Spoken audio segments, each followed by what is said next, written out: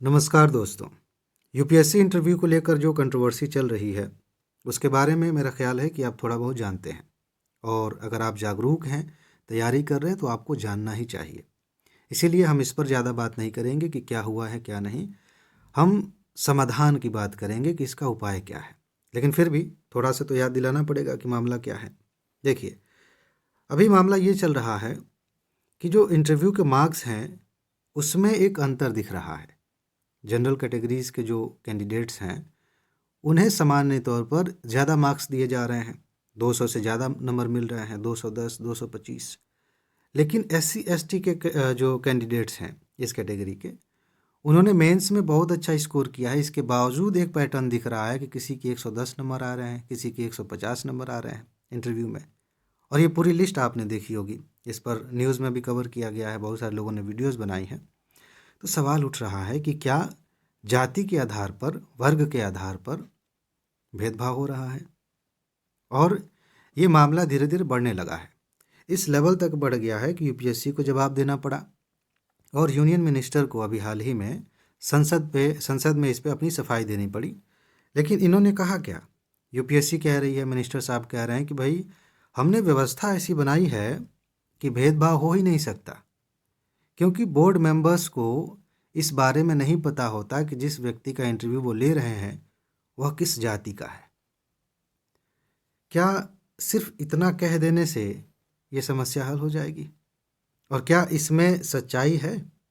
UPSC ने कह दिया कि ऐसा संभव नहीं है, वो नहीं जान सकते, रैंडम तरीके से आवंटित किया जाता है और उसी के आधार पर जो इंटरव्यू लिया जाता है। लेकिन डैफ में आपने क्या भरवाया था? उसमें तो बाकायदा आपने नाम पूछा था। आप जो डैफ में डिटेल मांग रहे हैं, इसके बारे में मैंने कल ही शायद एक वीडियो बनाई थी कि ये क्या होता है। उसमें तो सब कुछ आपने पूछ लिया है।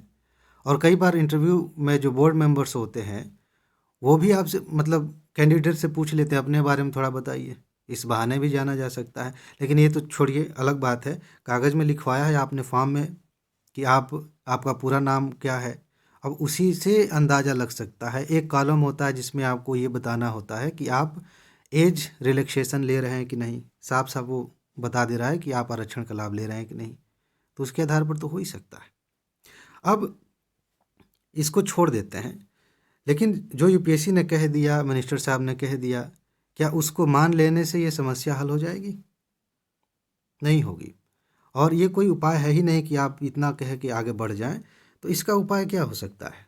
ऐसा क्या किया जाए? मान लेते हैं कि ठीक है भाई, पारदर्शी तरीके से सब कुछ हो रहा है और किसी को नहीं पता है कि कैंडिडेट की जाति क्या है, उसके आधार पर भेदभाव नहीं हो सकता, लेकिन हो रहा है, नंबर कम मिल रहे हैं। तो सिर्फ इतना कह देने से तो बात नहीं बनेगी। इसका उपाय क्या है? अब हम उपाय की बात करते हैं। सबसे पहला उपाय ये है कि जो बोर्ड मेंबर्स हैं उन्हें कैंडिडेट के नाम भी नहीं पता होने चाहिए। क्यों नाम जानना है आपको? पर्सनालिटी टेस्ट ले रहे हैं, उस व्यक्ति के व्यक्तित्व की जांच करिए। उसके नाम से आपका क्या मतलब है? क्यों जानना है नाम? तो नाम जानने का कोई उपाय ही नहीं होना चाहिए। और यहाँ तक कि ये भी हो जाना चाहिए, नियम हो जाना चाहिए कि कोई भी मेंबर उस कैंडिडेट का नाम पूछेगा भी नहीं। कोई ज़रूरत नहीं है, आप उससे कुछ सवाल पूछिए जिससे पता चले कि यह किस तरह का व्यक्ति है। नाम से क्या है? बहुत सारे लोगों का नाम जो है आनंद है, क्या वो हमेशा आनंदित रहते हैं? तो नाम से तो कोई मतलब है नहीं। ये उपाय किया जा सकता है। क्या इसमें कोई समस्या है? रत्ती भर भी समस्या नहीं है, कोई दिक्कत नहीं है। रोल नंबर आप सिर्फ दीजिए, उसी के आधार पर बात बन जाएगी। मेंस में तो सिर्फ रोल नंबर ही भरे जाते हैं। तो ये उपाय किया जा सकता है, ये पहला उपाय है। लेकिन इसमें भी एक दिक्कत है। ये व्यक्ति के स्तर पर है, हम इंसान हैं। और कई बार ऐसा होता है कि जैसे मान लीजिए कि मैंने आपको समय दिया, आइए आप मिलिए हमसे, आप समय पे आ गए। हो सकता है कि उस दिन मेरा मूड सही नहीं है, मुझे आपसे मिलने का मन नहीं कर रहा था, और मैंने आपसे उल्टे सीधे सवाल पूछ लिए, और इधर क्या करने आ गए हैं और क्या चल रहा है, मतलब ऐसी ऐसी बातें मैंने की जो मुझे नॉर्मली नहीं करनी चाहिए थी। हो सकता है कि बोर्ड मेंबर इस दिशा में आगे बढ़ जाएं। कभी कभी ऐसा होता है इंटरव्यू में किसी टॉपिक पर बहस भी हो जाती है, बोर्ड मेंबर्स को गुस्सा आ गया, मान लेते हैं कि वो जाति के आधार पर भेदभाव नहीं करना चाहते, उन्हें पता भी नहीं है जाति का कि किस जाति के हैं, लेकिन हो सकता है कि उनका मूड कुछ ऐसा है कि वो गलत ट्रैप में फंस गए हैं, या कैंडिडेट जो है किसी एक बात के उकसावे में आकर वो फ्लो में जाके ऐसी बातें कह देता है जो बोर्ड मेंबर्स को पसंद नहीं आता। लेकिन क्या इसी से उसकी पर्सनालिटी टेस्ट हो जाएगी? इसी से पता चल जाएगा वो कैसा इंसान है? इसीलिए इस उपाय के साथ, ये सिर्फ इतना ही पर्याप्त नहीं, इसमें यहाँ पे प्लस लगाना चाहिए, इसके साथ यानी कि सिर्फ रोल नंबर पता हो, इसके साथ एक उपाय ये किया जाना चाहिए कि 2 बार इंटरव्यू लिया जाए। भाई आपने प्रीलिम्स के नाम पर 1 दिन पूरा ले लिया, उसका 2 पेपर कराए, मेंस के नाम पर 5 दिन बुला रहे हैं, 6-6 घंटे लिख रहा है व्यक्ति, इंटरव्यू के नाम पे आधे घंटे और भी नहीं दे सकता। इंटरव्यू 2 बार होना चाहिए। मेंस में भी आपको पता होगा, मैं किसी दिन इस पे डिटेल में वीडियो बनाऊंगा कि मेंस की कॉपी कैसे चेक होती है, उसका पूरा प्रोसेस क्या होता है।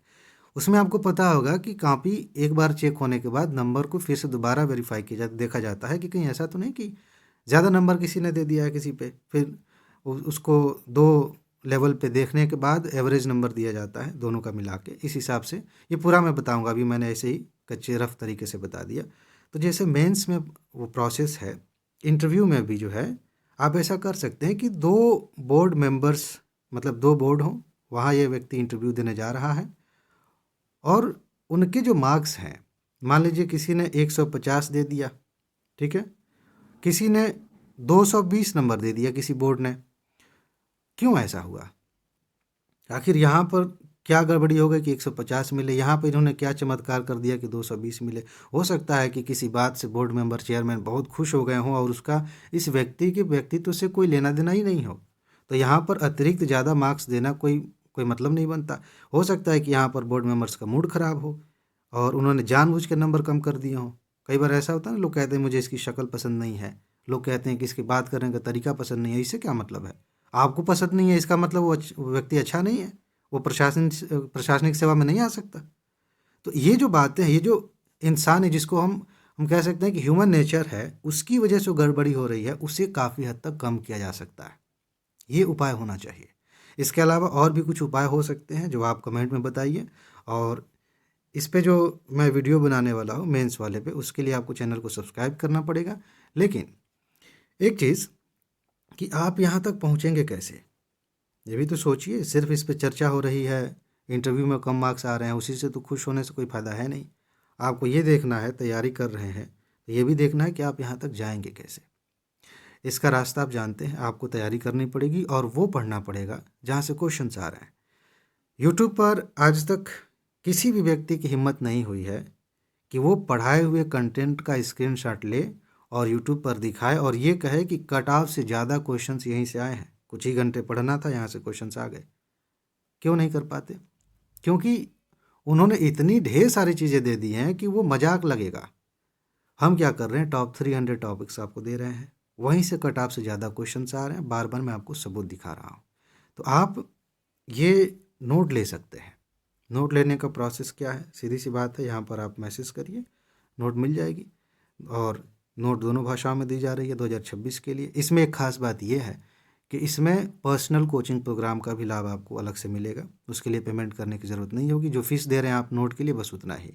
उसमें मैं क्वेश्चंस आपसे पूछ रहा हूँ, उसके लिए टारगेट्स दे रहा हूँ, आंसर राइटिंग के लिए क्वेश्चंस दे रहा हूँ, उस पर डिस्कशन हो रहा है। इन सब का लाभ आप ले सकते हैं। ओवरऑल आपके सिलेक्शन में ये बहुत मदद करेगा। तो आप इस पर भी विचार करिए। अगर आपको लगता है कि कम समय में टू द पॉइंट तैयारी करके हमें आगे बढ़ना है, तो इससे बढ़िया ऑप्शन आपके पास नहीं हो सकता। फिलहाल आज बस इतना ही है। अपना ख्याल रखिए, खुश रहिए, मस्त रहिए, मुस्कुराते रहिए, जल्दी से सफल होइए और ज़िंदगी को एंजॉय कीजिए। आगे मिलते हैं। नमस्कार।